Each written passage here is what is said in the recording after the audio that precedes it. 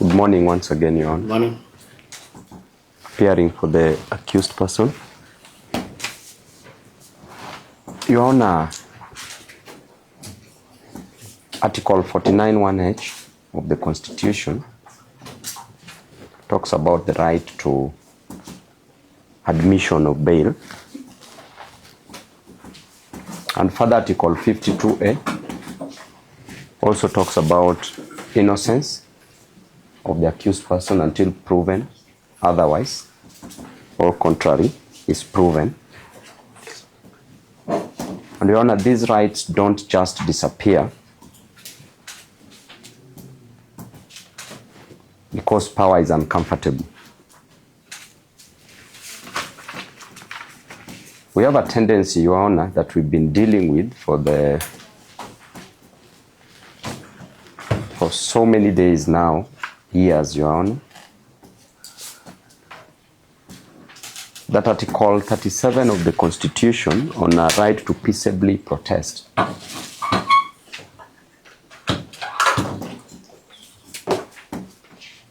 has been reduced to nothing, Your Honor. Every time Kenyans protest as of a right, a constitutional right, they are arrested, arraigned before these competent courts of law,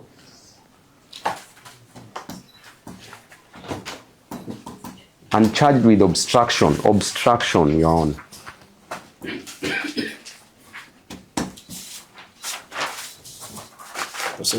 Obstruction of motor vehicles when it is the police officers themselves causing obstruction, Your Honor. Yesterday, they blocked all the major roads leading to CBD, and it was very visible, using barbed wires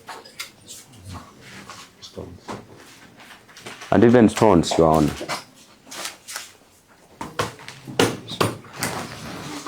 So, Your Honor, do not allow your court to be used to clean the dirt from the state. And we pray, Your Honor, that the accused person be admitted to very reasonable bail terms. And I refer you to the miscellaneous criminal case number E346 of 2026 to E365 of 2026 before your sister, Honorable Yanginya. Less than 10 days ago, Your Honor, when the accused persons were charged with obstruction of motor vehicles, the same charge that our client is charged with, and there were over 200 accused persons who were released, some on personal bond and some they were released at a cost of 1,000 Kenya shillings. Your Honor, the Supreme Court of the United States of America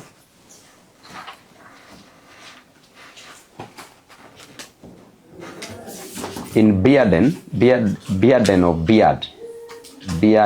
versus Georgia, US 660.672 to 73 of 1983. And I read it verbatim. It has been reaffirmed that there can be no equal justice where the trial a man gets depends on the amount of money he has. And therefore, Your Honor, giving a higher bail or an attempt to give a higher bail amounts to denial of bail.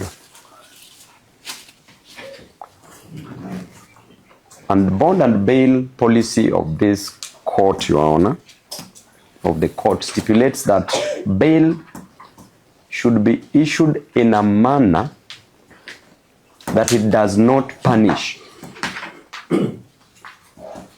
before trial. Because at any time, Your Honor, the accused person remains innocent until the contrary is proven. And liberty cannot be sacrificed at the altar of administrative justice.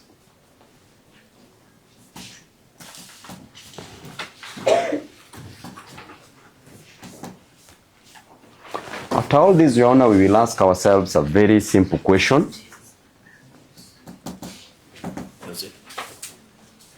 That did law bend before power, or did power bow before the law?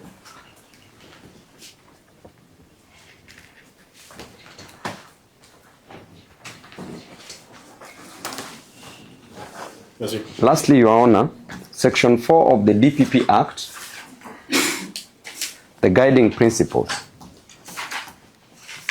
states that the DPP should be guided by the Constitution and the following fundamental principles. Number 1, rules of natural justice. Number 2, promotion of public confidence.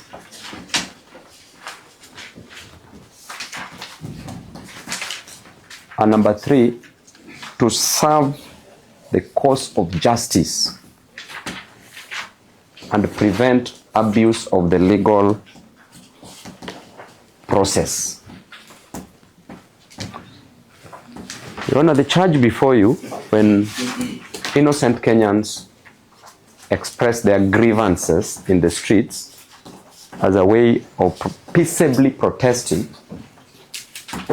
and protected by Article 37, clearly shows you that the charge before you, Your Honor, is a waste of the court's time, waste of the judicial time and resources, Your Honor. We should not be here talking about obstructing motor vehicles, Your Honor. Honestly, we should be doing better things, building the nation. These Kenyans, by now they could have transacted and they could have paid tax to the nation instead of being held here overnight. These are things that can be dealt with at the police station, Your Honor. So therefore, stamp authority, Your Honor, and a shame power and the devil. Thank you, Your Honor. I admit the accused before this court to a surety bond of Kenya shillings 10,000 in the alternative cash bail of 2,000. The case will be mentioned on the 22nd of July for pre-trials.